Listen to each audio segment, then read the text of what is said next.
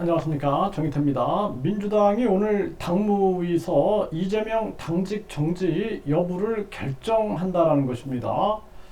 검찰이 이재명 대표를 기소했어요. 그래서 민주당에서는 기소가 이루어지게 되면은 당원 80조의 적용을 받게 되는 논란이 있는 거죠. 네, 그래서 이재명 기소에 친명, 비명이 충돌하고 있다. 당원 80조 공방이 일어나고 있는 것입니다. 그래서 이 민주당은 당원 80조의 예외 조항을 만들었죠. 그래서 이게 이제 정치 탄압이다. 검찰의 기소는 정치 탄압이다.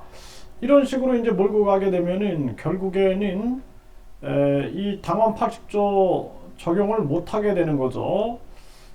그래서 이게 오늘 결정이 나더라도 이후에 후폭풍이 계속 벌어질 수밖에 없다. 이렇게 생각을 안 할 수가 없습니다. 이재명 피소되자마자 당원 80조 검토 착수, 대표직 논란을 없애겠다. 이런 얘기를 하고 있고, 친명은 정치 탄압이다. 대표직을 유지해야 한다. 이런 입장을 하고 있는 거고요. 비명은 미리 결정해놓고 몰고 간다. 이재명 방탄 정당 자인하는 꼴이다. 이렇게 외치고 있는 것입니다.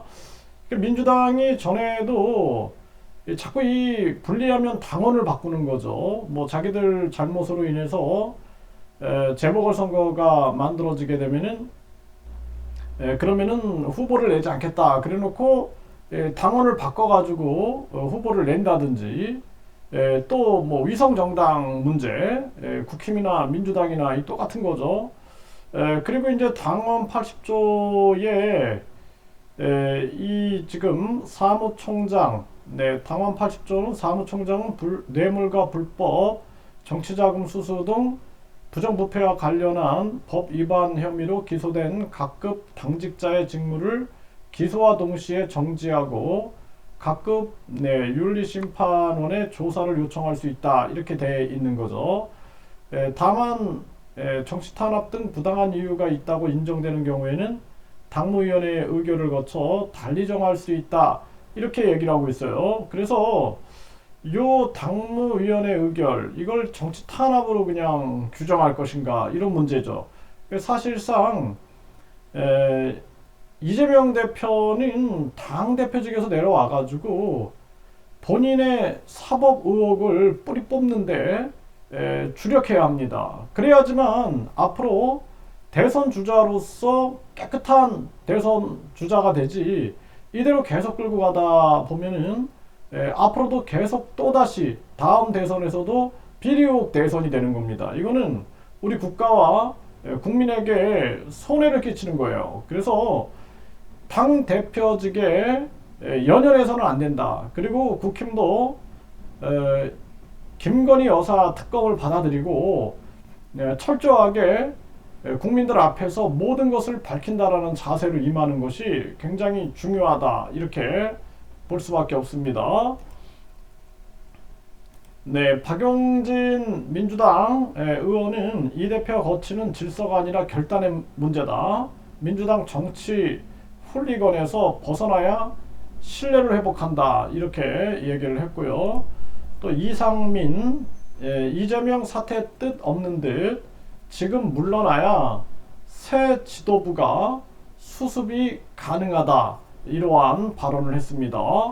그래서 결국에는 이번 상황이 오늘 기소가 이루어지면서 비명계에서는 논란을 잠재우기 위해서 빨리 뭐 정치 탄압이다 이렇게 규정하려고 하는 것이고, 또 비명계에서는 이 부분에 대해서 당대표직에서 물러나라 이런 얘기들을 하고 있는데, 이재명 대표나 민주당이 이 정치를 이 사법의 영역을 자꾸 정치 영역으로 끌고 가서는 안 된다. 이렇게 말씀을 드리고요. 그래서 이재명 대표도 당대표직에 집착하지 말고 변호인들을 현명하게 뿌려가지고 이 사법 리스크를 해소하는데 힘을 기울이는 게 가장 현명한 방법이 아니냐. 이렇게 말씀을 드리고, 이게 만약에 민주당에서 정치 탄압으로 규정하고 대표적 그대로 유지하겠다 이렇게 했을 경우에는 민주당이 후폭풍이 불 수밖에 없다. 그리고 지금은 뭐 국민들이 윤석열 대통령이 강제징용 관련해 가지고 국민들이 좀 비판하면서 지지율이 민주당 지지율이 또 이렇게 반사적으로 올라갔는데 국민들이 도저히 용서하지 않을 것이다. 저는 그렇게 보고 있고요. 그리고 가장 중요한 것은 빨리 우리나라에 3당이 있어야 됩니다. 제3당. 그래야지 이 거대 양당 독재 정치가 끝나고 국민들도 이 거대 양당이 잘못하면은 제3당 국민만 생각하는 국민 주권만 고려하고 국민의 행복을 생각하는 그러한 제3당이 있어서 이 거대 양당의 심판 통로가 있어야 된다 이렇게 말씀을 드립니다.